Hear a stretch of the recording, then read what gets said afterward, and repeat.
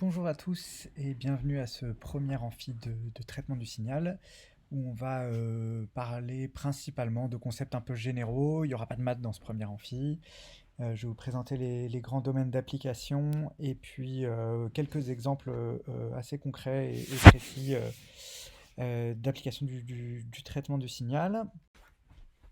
Je vais commencer par vous présenter l'équipe d'enseignement. Moi, je m'appelle Florent Di Meglio, je suis prof au CAS, c'est-à-dire le Centre Automatique et Système. Vous pouvez d'ailleurs y passer quand vous voulez, la porte est toujours ouverte. Et donc on sera deux à faire les amphis, moi-même et Bruno Filiuzzi, qui lui est prof au Centre de Morphologie Mathématique, le CMM. Et puis il y a quatre assistants de TD, Johanna Fronterapons qui est à l'IPSA, Philippe Martin qui est au CAS avec moi, Hervé Choris de Géosciences, et puis Samy Blusso qui est au Centre de Morphomat avec Bruno Filiuzzi. Ok, alors avant de commencer, un petit mot d'organisation du cours. En fait, les amphis vont être remplacés par des vidéos relativement courtes. On a essayé de faire des petites vidéos de 20 minutes environ. Il y en aura à peu près deux par amphi. Vous aurez des séances de TP et de TD sur Slack et ou sur Zoom. Ce sera un peu selon les chargés de TD et de TP. Les séances de TP, ce sera comme support des notebooks Jupyter. Et puis, en guise d'examen, vous aurez un court projet avec quelques questions d'application directe du cours, et puis un Jupyter Notebook à rendre. Voilà, il n'y aura pas d'examen écrit à une date précise, il faudra juste rendre le mini-projet pour une date précise. Voilà. Maintenant qu'on a évacué ces questions pratiques, je vais définir un peu les concepts qu'on va utiliser dans le cours. Donc, le cours s'appelle traitement du signal. Première question, qu'est-ce que c'est qu'un signal? C'est très très large en fait, ce qu'on pourrait regrouper dans la catégorie de signaux. De manière pratique, c'est une grandeur physique qu'on peut quantifier, qui est soit mesuré par un capteur par exemple, soit une quantité qu'on veut produire. Donc ça peut être du son, de l'image, une température. Je vais donner plein d'exemples dans la suite de cet amphi. Mathématiquement, cette grandeur, on va la représenter, nous, par une fonction. Alors en fait, il se trouve que c'est déjà en choix c'est déjà en soi un choix, c'est pas facile à dire, puisque on aurait pu choisir une définition mathématique plus large, par exemple en utilisant des distributions. Vous aurez probablement un enseignement spécialisé à ce sujet-là dans les années qui viennent. Voilà, donc nous on fait le choix de se restreindre à des signaux représentés par des fonctions qui peuvent être d'une ou plusieurs variables, hein. Si on a un signal qui dépend par exemple que du temps, on aura un signal d'une seule variable, mais une image en général c'est une fonction qui dépend de deux variables d'espace. Et puis, ces fonctions, elles peuvent être ce qu'on appelle continues ou discrètes. Donc, elles peuvent être à valeur pardon, elles peuvent être dépendre d'une variable continue ou d'une variable discrète. En fait, cette distinction, elle fait la différence entre ce qu'on appelle le traitement du signal analogique ou le traitement du signal numérique.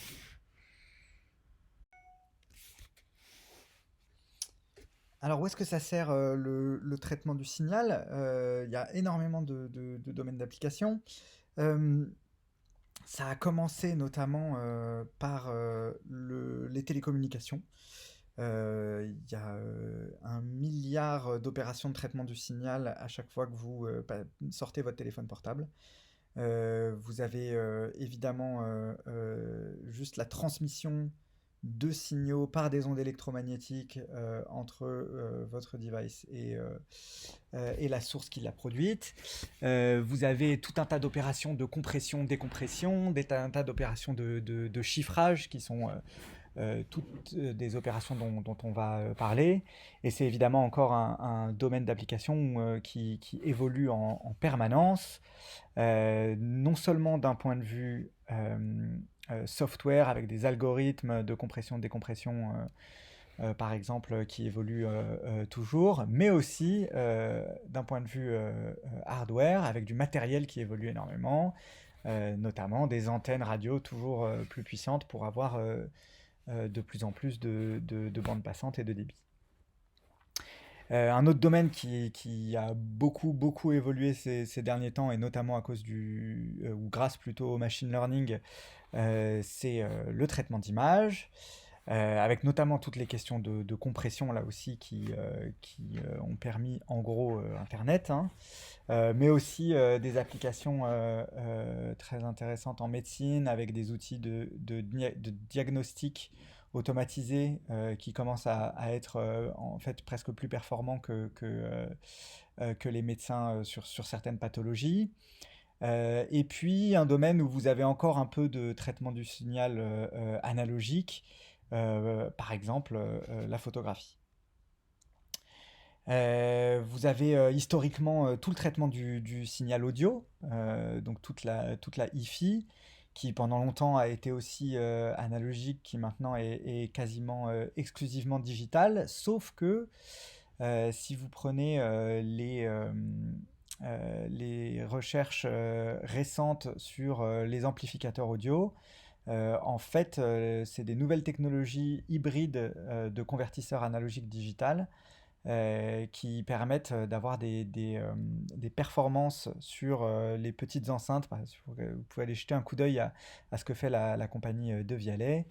J'ai pas d'action, hein. Vous verrez qu'il y a encore énormément de travail sur le hardware en hi-fi. Il y a tout un pan du traitement du signal qui s'intéresse au traitement de la voix. Alors, la voix, c'est pas juste un simple signal audio. Il y a des techniques qui sont spécifiques qui sont développées pour analyser, modifier ou synthétiser des signaux qui ressemblent à de la voix. Il y a notamment un logiciel développé par l'IRCAM qui est gratuit, en téléchargement gratuit, qui s'appelle Angus, qui est pas inintéressant, qui permet de modifier la tonalité de sa voix. Par exemple, pour lui donner plus de confiance, s'il pense utiliser ça, par exemple pour les jeux vidéo. Je vous garantis que je n'ai absolument pas utilisé ce logiciel pour enregistrer cette vidéo. Vous avez aussi tout un tas de techniques qui sont développées pour le traitement vidéo, qui n'est pas seulement le traitement du signal audio combiné à un traitement d'image. En fait, vous avez des techniques spécifiques, notamment pour la compression, qui utilisent les propriétés de l'œil humain pour réduire considérablement la taille de vidéo, en utilisant le fait que vous avez un signal qui dépend de 3 dimensions, 2 dimensions d'espace et puis une de temps. Et puis enfin, un sujet qui est plus proche de la tradition de l'école des mines, c'est la sismologie qui a beaucoup fait avancer le filtrage stochastique, avec notamment toutes les histoires de filtrage de Wiener dont on parlera plus tard dans le cours. Et donc pour l'exploration du sous-sol. Alors comment est-ce qu'on va aborder le traitement du signal dans ce cours? En fait, la majeure partie de ce qu'on va faire est résumée dans ce schéma relativement simple. En fait, on va prendre un signal d'origine et puis on va chercher une représentation alternative de ce signal en lui appliquant une transformation. Cette représentation alternative, elle va dépendre essentiellement de 2 choses. D'abord, quelle est la nature du signal que je considère? Je ne vais pas traiter de la même manière un signal continu et un signal discret. Je ne vais pas traiter de la même manière un signal périodique ou un signal non périodique. Et puis la deuxième chose dont elle dépend, la transformation que je vais choisir, c'est quelle est l'information que je veux extraire ou modifier dans mon signal. Si je m'intéresse aux fréquences présentes dans le signal, ce n'est pas la même chose que si je m'intéresse aux discontinuités présentes dans le signal. Et donc, en fonction de mon objectif, eh ben, je vais choisir une représentation alternative différente. Donc, c'est ce qui va nous amener à considérer des outils comme la série ou la transformée de Fourier, qui nous donne une représentation fréquentielle du signal, mais je vais aussi pouvoir vouloir appliquer une transformée en ondelette qui va me donner une représentation sous la forme, ce qu'on appelle temps échelle de temps du signal. Tout ça, c'est des mots qu'on définira par la suite. Une propriété importante des transformations qu'on va considérer, en général, c'est qu'on veut s'assurer qu'elles soient inversibles, c'est-à-dire que si je fais aucune manipulation, je suis capable de retrouver mon signal d'origine. Le tout dans le but, soit d'extraire de l'information du signal, soit de générer un nouveau signal après manipulation. Alors, comment ça se manifeste dans des exemples concrets, ce schéma de principe? Eh ben, on va le voir tout de suite avec un premier exemple. Un exemple que, a priori, vous connaissez plutôt bien, qui est le format JPEG, qui est un format de compression d'image. Normalement, à la fin du cours de traitement du signal, vous aurez tous les outils pour comprendre comment cette compression est réalisée. Donc le JPEG, c'est un format d'image qui permet de comprimer assez drastiquement la taille des images, avec une réduction de qualité qui est moindre. Entre les deux images que vous voyez à l'écran, là, il y a un facteur d'environ 10 dans la taille du fichier, pour une réduction de la qualité qui est certes visible, mais certainement pas d'un facteur 10 qualitativement. Et donc cette compression, elle se fait à partir de principalement deux outils. D'abord une transformée qu'on appelle la transformée en cosinus discret. Donc c'est ce dont je vous parlais tout à l'heure. On prend une représentation alternative de notre signal 2D. Et puis une deuxième opération, qui est une opération de sous-échantillonnage, alors qui, elle, n'est pas réversible la plupart du temps, mais qui permet de drastiquement réduire la taille de l'image. Alors, toujours en traitement d'image, mais ce coup-ci un peu plus haute technologie, vous avez ce qu'on appelle les images hyperspectrales. Alors, en fait, pour former une image hyperspectrale, vous avez un capteur qui mesure l'intensité de certaines bandes de fréquences dans l'infrarouge au niveau de chaque pixel. Okay. Donc en fait, une image hyperspectrale, ça se représente comme un cube de données où chaque pixel contient une information qui est intégrée sur deux plages de distance, une longueur et une largeur, et puis une plage de fréquence. Donc si vous prenez une image satellitaire par exemple, la taille d'un pixel en espace, c'est une dizaine de mètres de côté pour le carré. Et donc le spectre qu'on observe, c'est la combinaison linéaire des spectres des composants élémentaires de la scène. Donc si vous avez de l'eau, de la végétation, des minéraux, vous avez une combinaison linéaire de tous ces éléments-là, enfin des spectres de ces éléments-là, pondérés par leur abondance ou leur densité relative. Et du coup, à partir de ces données-là, en résolvant un problème de séparation de sources, qui est un problème un peu classique en traitement du signal, on peut, à partir des spectres mesurés, retrouver la proportion relative de chaque composant de la scène à l'intérieur d'un pixel. Donc on a une information qui est sous-pixélique, et donc potentiellement détecter la présence d'un objet à cette échelle-là. Alors un autre exemple qui n'est plus du tout du traitement d'image, c'est l'étude de vibrations mécaniques.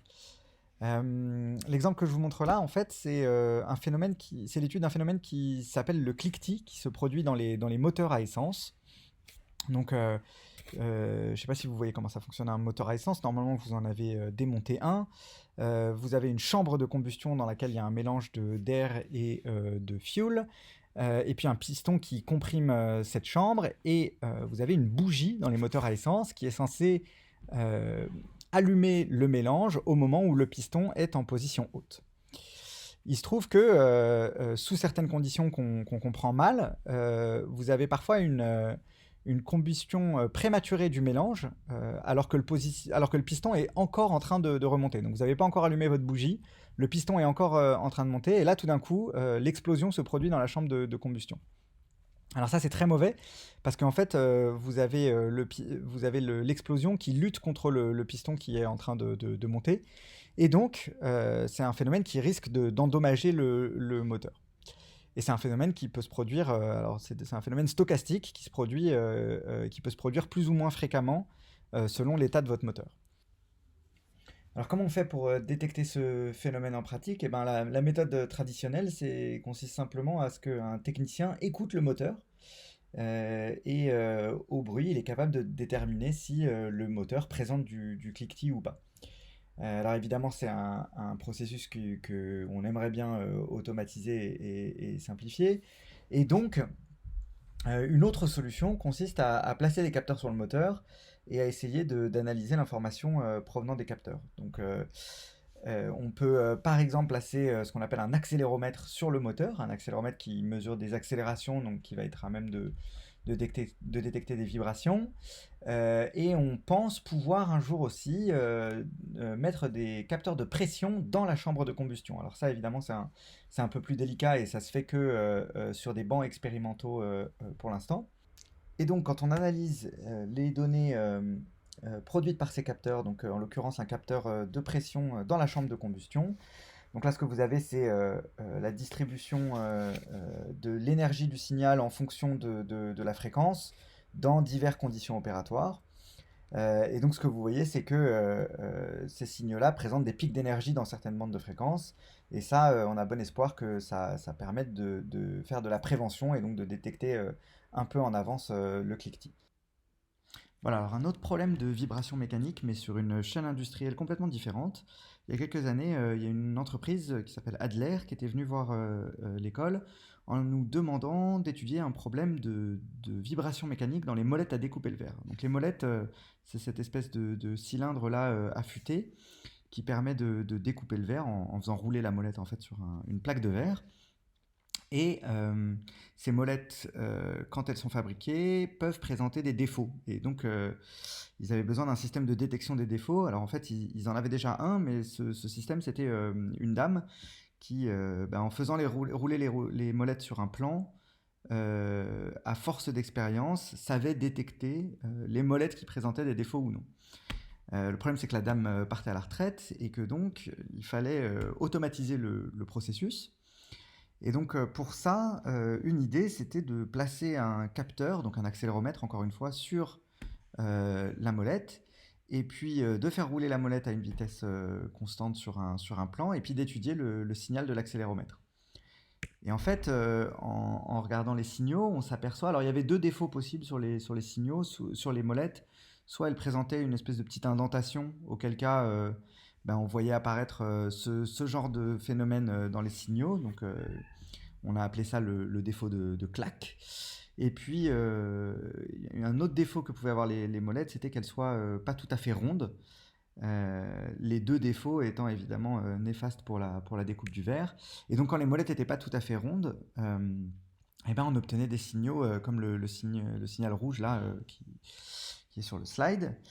Et donc ce que vous voyez, c'est que à l'œil nu, on sait très bien faire la différence. Et l'enjeu du traitement du signal, c'est de traduire ces différences qu'on voit très bien comme ça à l'œil nu par un processus un peu automatisé et régulier. Et donc pour faire ça, en fait, ce qu'il faut, c'est trouver la bonne représentation de chacun de ces signaux, en l'occurrence une représentation fréquentielle, pour ensuite pouvoir résoudre facilement le problème de classification.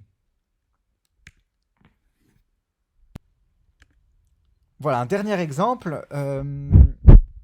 Donc, je pense que vous voyez tous à peu près ce que c'est que de la fibre optique.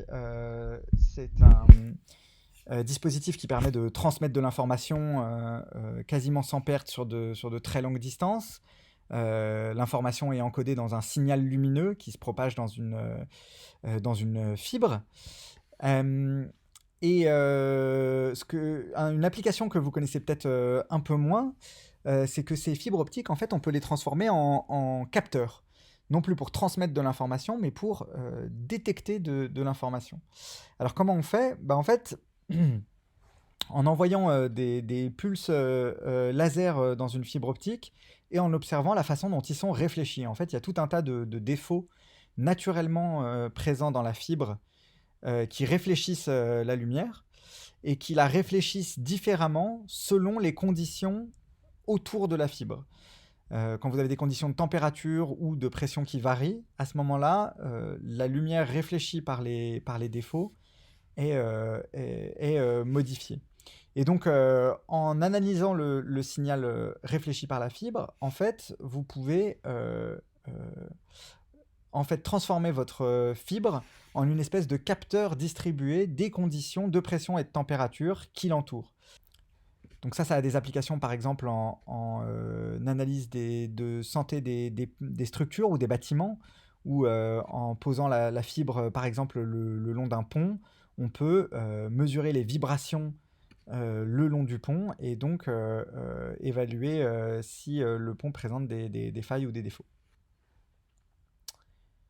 Voilà, si vous avez plus de questions sur n'importe lequel de ces sujets, en fait, pour la plupart, c'est des sujets qu'on a étudiés au CAS ou au CMM. Et donc, n'hésitez pas à venir nous poser des questions. Je pourrais vous orienter si vous voulez en savoir plus. Voilà, donc ce qu'il faut retenir de ce premier amphi, à part le fait que le traitement du signal est finalement un peu partout dans l'industrie, c'est ce schéma de principe sur lequel on va vraiment beaucoup se reposer dans toute la suite du cours. À partir d'un signal d'origine, je lui cherche une représentation alternative qui me permet d'extraire ou de modifier l'information contenue dedans et, in fine, de produire un nouveau signal. Et ce principe, on va le décliner pour différentes classes de signaux et différents types d'informations qu'on veut extraire. On va donc commencer par s'intéresser à l'analyse des phénomènes périodiques qu'on peut observer dans les signaux qui dépendent d'une variable continue. Alors pourquoi on va étudier ces signaux-là particulièrement et ces phénomènes-là? D'abord parce que historiquement, c'est de là que vient le traitement du signal. Et puis aussi parce que c'est très utile. Des phénomènes périodiques, il y en a énormément qui se produisent un peu tout le temps. On passera ensuite à l'étude harmonique des signaux discrets pour amorcer tout le traitement du signal numérique en fait. Et puis on étudiera le passage du continu au discret par un procédé qui s'appelle l'échantillonnage et qui est assez central en traitement du signal. Dans ces 3 premières parties, on va surtout faire de l'analyse, donc on va étudier le contenu, notamment fréquentiel, des signaux continus et discrets. Dans la 4e partie, on va commencer à définir des outils qui permettent de modifier le contenu des signaux, et ça, c'est tout ce qu'on appelle le filtrage. Ensuite, on va changer de catégorie de signaux, et on va quitter le monde déterministe pour s'intéresser aux propriétés stochastiques des signaux. Alors en fait, ça c'est assez central. Si vous prenez n'importe quel capteur, mettons le GPS de votre téléphone, en fait, il mesure votre position plus une erreur qu'on appelle en général du bruit. Et ce bruit, c'est le tirage d'une variable aléatoire dont on sait en général assez bien décrire les propriétés stochastiques, mais qui est évidemment impossible à prédire. Et donc, en pratique, on est à peu près toujours obligé de composer avec du bruit dans la réalité. Et donc, on verra des outils qui permettent d'étudier ces phénomènes. Alors, de la même manière, les premiers chapitres du cours vont faire l'hypothèse que le contenu fréquentiel des signaux qu'on étudie ne change pas avec le temps, qu'on a en fait affaire à des signaux stationnaires. En pratique, en fait, c'est assez rare qu'on s'intéresse aux propriétés stationnaires des signaux. On a plutôt envie d'étudier comment évolue le contenu fréquentiel au cours du temps. Et on verra quelques outils pour le faire dans l'avant-dernière partie. Et puis on terminera par des notions un peu plus générales de théorie de l'information. Voilà, c'est tout pour ce premier amphi. J'espère que ça vous a plu et je vous invite à, après une petite pause, regarder le deuxième amphi qui porte sur l'analyse harmonique de signaux continus.